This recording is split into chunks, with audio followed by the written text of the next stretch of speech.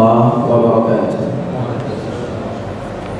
Alhamdulillah hamdan katsiran tayyiban mubarakan fihi kama yuhibbu rabbuna wa yarda. Asyhadu an la ilaha illallah wahdahu la syarika lah wa asyhadu anna Muhammadan abduhu wa rasuluhu la nabiyya ba'dah. Allahumma salli wa sallim ala nabiyyina Muhammad sallallahu alaihi wasallam. Alhamdulillah, Allah Subhanahu wa taala senantiasa melimpahkan nikmat kesehatan kepada kita, memberikan kita kemudahan untuk sholat di awal waktu secara berjamaah. Semoga Allah Subhanahu wa taala telah mempermudahkan kita menuju surga di hari kiamat. Rahimahullah. Untuk pertemuan kali ini kita akan coba singgung sekilas terkait dengan bulan Al-Muharram. Berbicara masalah Al-Muharram adalah di dalam kalender kita sebagai Muslim, ini termasuk bulan yang pertama dari 12 bulan yang ada. Dari sisi penamaan, pertama yang dianjurkan untuk kita namainnya adalah dengan nama ada alif lamnya. Tidak boleh tidak pakai alif lam. Ini salah satu kekeliruan besar yang terjadi pada diri kaum muslimin, menamain bulan ini dengan nama Muharram aja, tapi merupakan nama dengan mengatakan al, ya. Karena hadis-hadis yang menunjukkan juga untuk Al-Muharram itu selalu pakai alif lam, ya. Dan beberapa ulama sudah menyinggung kekeliruan penamaan dengan nama Muharram. Nah, berbicara masalah Muharram, maka melihat dari keutamaan-keutamaan yang ada, yang paling banyak penjelasan keutamaannya diantaranya salah satunya adalah bulan Al-Muharram. Kita di dalam Al-Quran diberitahukan oleh Allah Subhanahu wa taala dalam surat At-Taubah. Allah Subhanahu wa taala berfirman, "Inna 'addatasy syuhuri 'indallahi 12 syahran fi kitabillah." Sesungguhnya jumlah bulan di sisi Allah itu ada 12 bulan. Yauma khalaqas samawati wal ardh. Pada hari Allah menciptakan langit dan bumi, minha arba'atun hurum. Di antaranya itu ada 4 bulan haram. Ya. Dan dalam hadis lain yang diriwayatkan oleh Abu Bakar radhiyallahu anhu, sallallahu alaihi wasallam bersabda, "Inna zamana qad istadara ka hayati yawma khalaqas samawati wal ardh." Sesungguhnya masa itu berputar sesuai dengan ketentuan yang telah ditetapkan untuknya ketika Allah menciptakan langit dan bumi. As-sanatu 12 syahran. Bulan itu atau 1 tahun itu terdiri dari 12 bulan. Minha arba'atun hurum. Di antaranya itu ada 4 bulan haram. Thalathun mutawaliyat. 3 bulannya ini berturut-turut. Mana yang berturut-turut? Dzulqa'dah wa Dzulhijjah wal Muharram. Yang berturut-turutnya adalah Dzulqa'dah, Dzulhijjah dan Al-Muharram. Wa Rajabun Mudhar alladhi bada Jumada wa Sya'ban. Dan saat terpisah yaitu bulan Rajab yang terletak antara Jumada al-Akhir dan Sya'ban. Nah, kata Imam rahimahullah, bulan ini udah ada, nama-nama bulan ini udah ada sebelum Nabi diutus.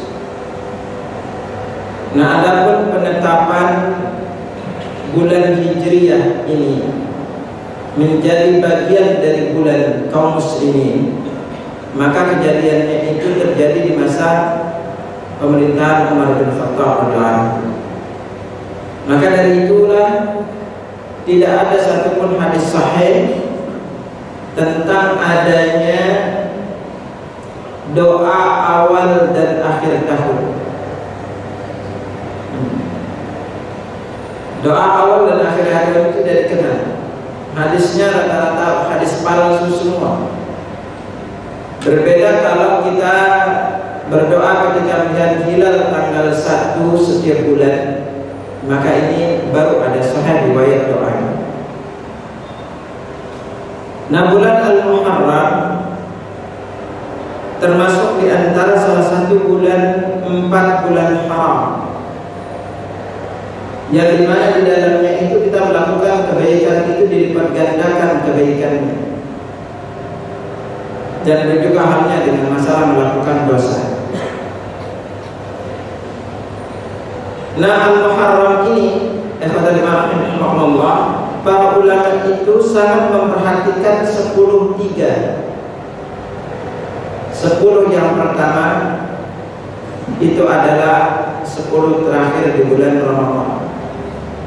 10 yang kedua adalah 10 hari pertama di bulan Dzul Hijjah, dan 10 yang ketiga adalah 10 hari pertama di bulan Al-Muharram.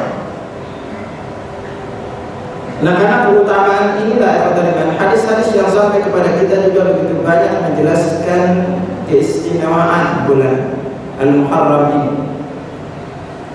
Salah satu hadis yang diriwayatkan dari Abu Hurairah radhiyallahu anhu, Nabi sallallahu alaihi wasallam bersabda, "Afdhalus siyami ba'da Ramadan Syahrullahil Muharram." Jadi puasa yang paling utama setelah puasa Ramadan adalah puasa di bulan Allah, yaitu bulan Al-Muharram. Lainnya, nah, silakan itu bisa menjadikan ini sebagai ladang amal dengan besarnya pahala di dalam menyantuni para jemaah.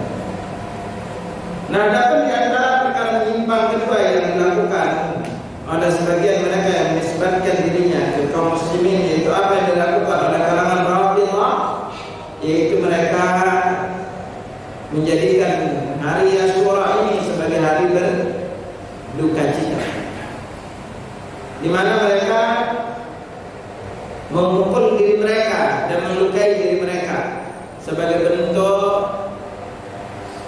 ikut merasakan sakit dan derita yang dirasakan oleh Husain radhiyallahu anhu sebagai cucu Nabi sallallahu alaihi wasallam. Padahal yang terlibat ikut membunuhnya itu adalah mereka juga, gitu. Dan yang jadi pertanyaan yang tadinya perlu antum ingat baik-baik.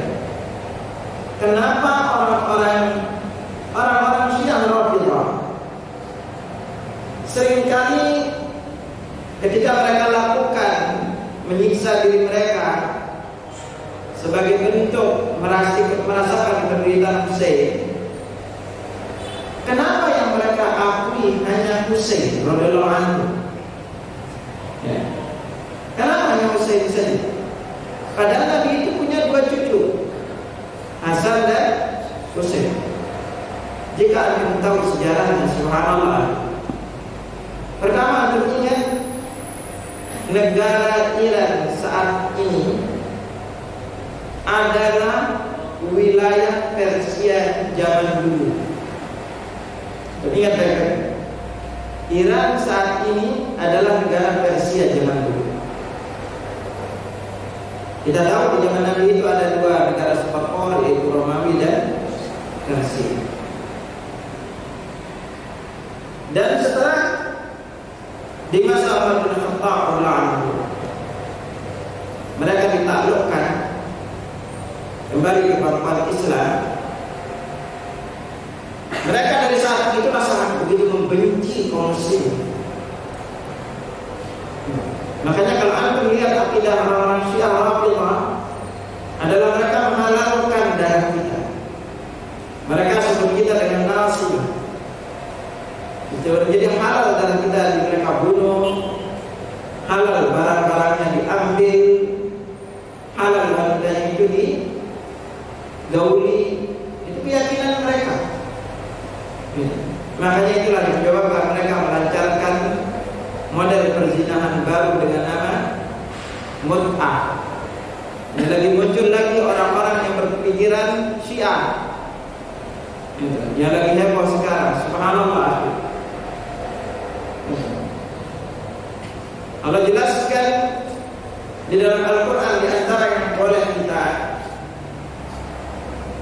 dibolehkan oleh seorang suami menggauli budaknya yang disebut dengan milkul yamin. Nah, sekarang dia membawa penafsiran baru yang uniknya. Landasan pemikiran yang dia bawa itu bukan dari ulama. Maka cirilah bahayanya ketika Anda menafsirkan Al-Quran itu bukan dari ulama. Mengambil pemikiran orang yang sejarah keilmuan Islamnya saja agak jelas, lalu dari itu dia mengambil kesimpulan bahwa milkul yamin yang dalam Islam, dalam ilmu Al-Quran, yang ada ayat yang disebut dengan budak, lalu dia samakan wanita-wanita yang bebas, merdeka, bahwa itu boleh digauli dengan alasan milkul yamin alias budak. Jadi anak-anak kita yang wanita, saudara-saudara kita wanita yang mengatakan itu kayak budak. Jadi dia mengambil kesimpulan kalau selama hubungannya itu dilakukan suka sama suka, maka itu hukumnya halal. Kalau dia begitu, coba aja anak perempuan ini, dia izinin sama orang Syiah juga itu. Orang Syiah itu ulama-ulamanya, dan di dalam kitab mereka berfatwa bahwa di antara wanita yang akan kedudukannya tinggi di surga, bahkan melebihi kedudukan Nabi di surga, adalah wanita yang lebih sering melakukan mut'ah. Semakin dia sering melakukan mut'ah, nanti kedudukannya di surga semakin tinggi. Makanya kalau orang-orang hidung belang itu doyan masuk Syiah, karena bebas dia nikmatin mana aja. Para ulama-ulama Syiahnya itu, bahkan anak-anak muda yang baru pertama nikah bangga kalau malam pertamanya yang menggauli istrinya adalah ulamanya. Mereka bangga gitu.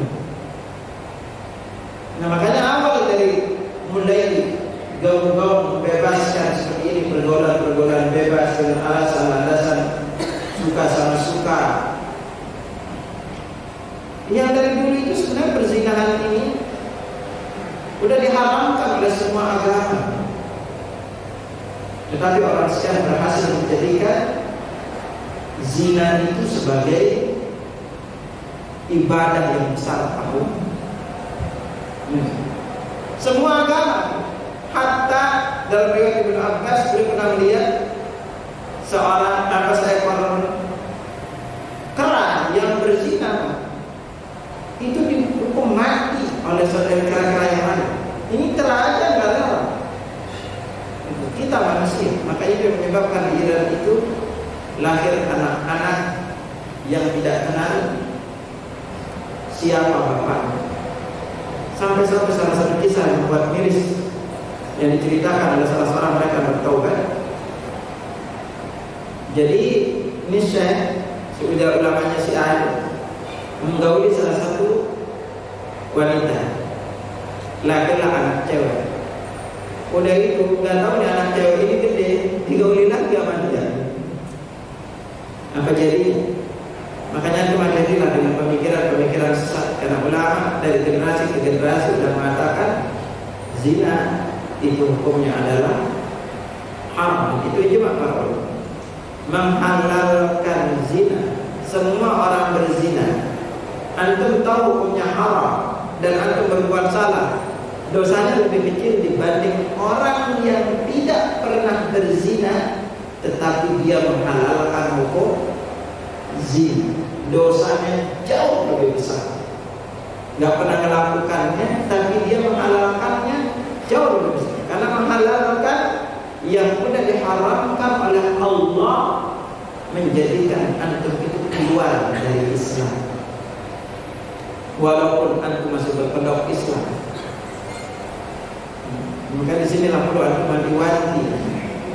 Kalau dia diharamkan oleh para ulama generasi ke generasi, antum melakukannya sementara masih ada keyakinan haram, antum masih selamat. Tapi kalau antum sampai menghalalkan sesuatu yang sudah jelas-jelas haram, maka sadar tidak sadar antum itu keluar dari Islam. Antum ingat baik-baik. Salah satu kiai Ustaz cukup menarik pola pemahaman beliau yang beliau ungkapkan. Antum ingat baik-baik. Yahudi dan Nasrani yang Allah katakan mereka kafir, mereka dikatakan kafir bukan karena tidak mengakui adanya Allah. Itu ingat baik-baik. Bukan karena mereka tidak percaya adanya Allah. Yahudi dan Nasrani tahu banget ada Allah. Tapi kenapa mereka dikatakan kafir pada Allah? Penyebab terbesar mereka kafir adalah karena mereka menolak Muhammad sebagai Rasul. Mereka menolak Nabi lain, mereka akui. Makanya ada orang yang mampu beriman, masih percaya sama Allah, tapi tidak mengikuti tuntunan Nabi. Sama. Antum lihat kenapa Yahudi dikatakan mampu, dan kenapa orang Nasrani dikatakan dhalil. Ghairil maghdubi alaihim waladdallin. Orang Yahudi dikatakan mampu oleh Allah. Dan ini juga orang-orang sejenisnya. Dia tahu benar, tapi gak mau ikut. Dia tahu benar, gak mau ikut. Ini termasuk orang yang murkai oleh Allah, walaupun dia percaya adanya Allah. Dan Nasrani dikatakan dhalal, sesat, adalah karena dia tahu itu keliru tapi ikut. Makanya antum kalau tahu itu bukan ajaran Islam, tahu amalan ini bukan contoh Nabi, antum ikut-ikutan, antum juga termasuk orang sesat. Antum dikatakan sesat di dalam Islam. Makanya disinilah pentingnya agama ini kita kaitkan dengan generasi pertama umat ini. Orang Syiah melakukan penghormatan kepada Husain, yang Nabi sudah jelaskan kedudukan Husain itu, subhanallah, dalam Al-Quran itu banyak, dalam hadis banyak yang dijelaskan. Sampai Nabi jelaskan dia itu adalah pimpinan pemuda-pemuda surga. Barang siapa yang mencintainya, dia sama dengan mencintai itu. Karena itu Nabi Allah yuhibbuhu wa hibba. Ya Allah, sesungguhnya aku mencintainya, maka cintailah dia. Ini doa Nabi. Ya kan? Inna min hadza sayyidun. Sesungguhnya cucu kita adalah seorang pemimpin Rasulullah baina yadayhi 'ala yadayhi. Yang melalui dirinya Allah akan mendamaikan dua kelompok besar yang bertiga saat itu. Nah ini yang pertama. Jadi jangan sampai gara-gara rasa cinta kita, dan kita termasuk orang yang berlebihan dalam mencintai dan menghormati yang meninggal dunia siapapun dia. Sampai Nabi sallallahu alaihi wasallam bersabda, "Laisa minna man latama al-hudud." Bukan termasuk golongan kami orang yang menampar-nampar pipi. Karena orang yang meninggal dunia, wa syaqqal juyub, dan mengoyak-ngoyak kerah baju, wala bid'awal jahiliyah, dan meratap seperti ratapannya kaum jahiliyah, yaitu ketiga kaum muslim. Maka Nabi sallallahu alaihi wasallam jelaskan, "Nahnu idza lam tatub." Orang yang meratapi kematian, kalau dia belum taubat sebelum meninggal dunia, tuqam yaumul qiyamati wa alayhi sibal min qatiranin wa dir'un min jarabin. Maka nanti di hari kiamat dia akan dipakaikan silbal, itu berupa pakaian yang terbuat dari tembaga panas dan baju kulit dari yang berkudis, yang masuk seluruh kulit orang yang berkudis, sehingga dipakai membalut anggota tubuhnya. Dan di sini Allah kita sebagai kaum muslimin dengan meninggalnya Husain memang musibah bagi kaum muslimin dan itu adalah negara di antara kiamat. Dan kenapa orang Syiah begitu mengagungkan Husain dan tidak mengagungkan Hasan? Perlu antum ingat baik-baik lagi. Yang banyak tersembunyi yang tidak diketahui oleh kaum muslimin adalah di saat terjadinya penaklukan Persia. Raja Persia itu punya 3 anak perempuan, cantiknya luar biasa. Nah, ketika ditaklukkan, 3 tawanan ini diserahkan kepada 3 sahabat. 1 diserahkan di Ibnu Umar, 2 diserahkan kepada Ibnu Abbas, dan yang ketiga itu diserahkan kepada Husain. Nah, dari Husain inilah lalu lahir 12 imam yang kalau antum lihat orang Syiah itu memiliki 12 imam dari keturunan ini. Jadi kenapa dia tidak mengagungkan Hasan dan hanya mengambil Husain? Mereka itu masih yakin percaya tentang garis keturunan. Itu. Dan kenapa juga tidak mengagungkan Umar dengan Ibnu Abbas? Padahal sama-sama juga nikahin gitu kan? Karena Ibnu Umar adalah bapaknya Umar bin Khattab yang menghancurkan mereka. Makanya mereka selalu mengagungkan Husain bin Hasan karena ini masih ada darah keturunan Persia.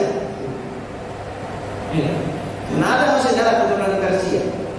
Makanya anda lihat orang Syiah kalau lagi tawa bilangnya apa? Labbaik ya Husain, labbaik ya Husain. Bukanlah bilang labbaik Allahumma labbaik lagi bilang. Begitu pengagungan itu luar biasa. Dan mereka selalu mengagungkan. Makanya kalau aku belajar Syiah, ingat baik. Kalau ada orang yang berkata bahwa perbedaan kita dengan Syiah kayak perbedaan mazhab, sungguh tanda nyata dia bodoh apa ajaran Syiah. Kalau antum pernah baca pokok-pokok ajaran Syiah, kuncinya ini: setiap yang diharamkan oleh Ahlus Sunnah maka halal dalam Syiah, dan setiap yang dihalalkan adalah haram dalam Syiah. Kita lihat kaidah besarnya. Islam mengharamkan mut'ah bagi mereka halal.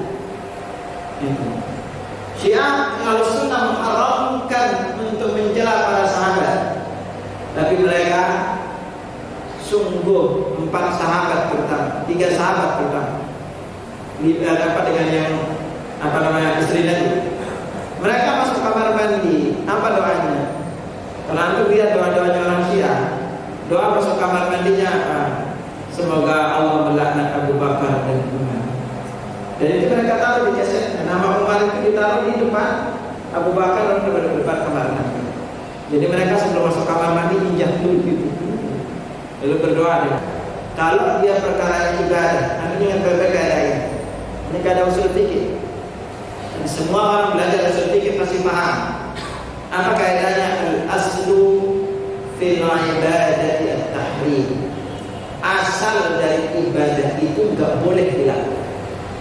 Jadi kita itu enggak boleh membebani diri kita dengan berbagai macam beban-beban berupa ibadah.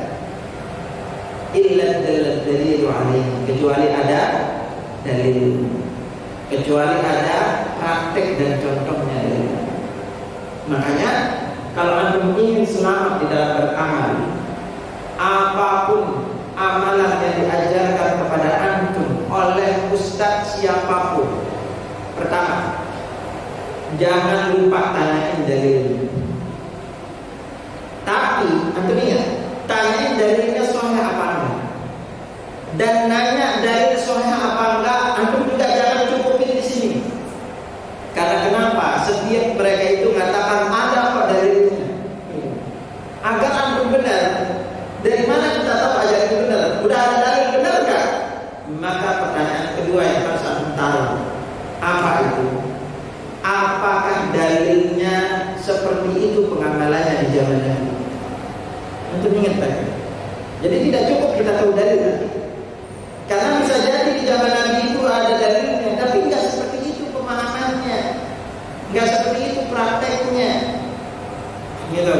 Contoh misalnya di bulan Ramadan, masalah zakatul fitri itu. Dalil zakatul fitri sahih. Tapi gimana pengamalannya?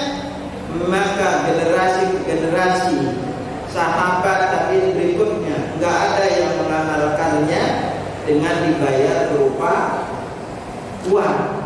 Karena di zaman Nabi juga ada uang.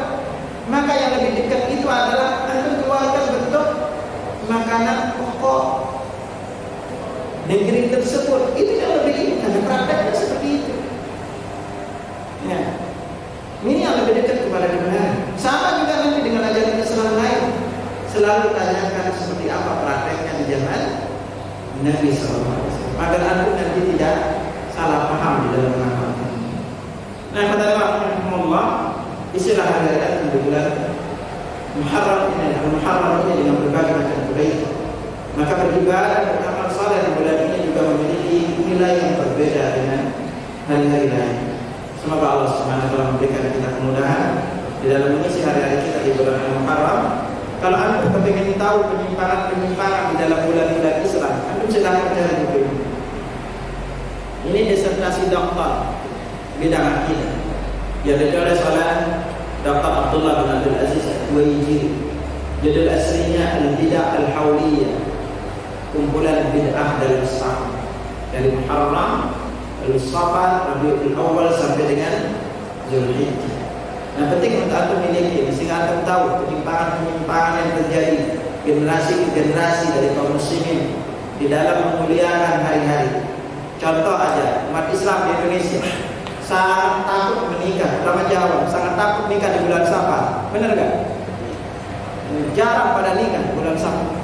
Dan banyak yang takut nikah di bulan Syawal, padahal yang afdal untuk nikah itu di bulan Syawal. Nabi itu menikahi Aisyah di bulan Syawal.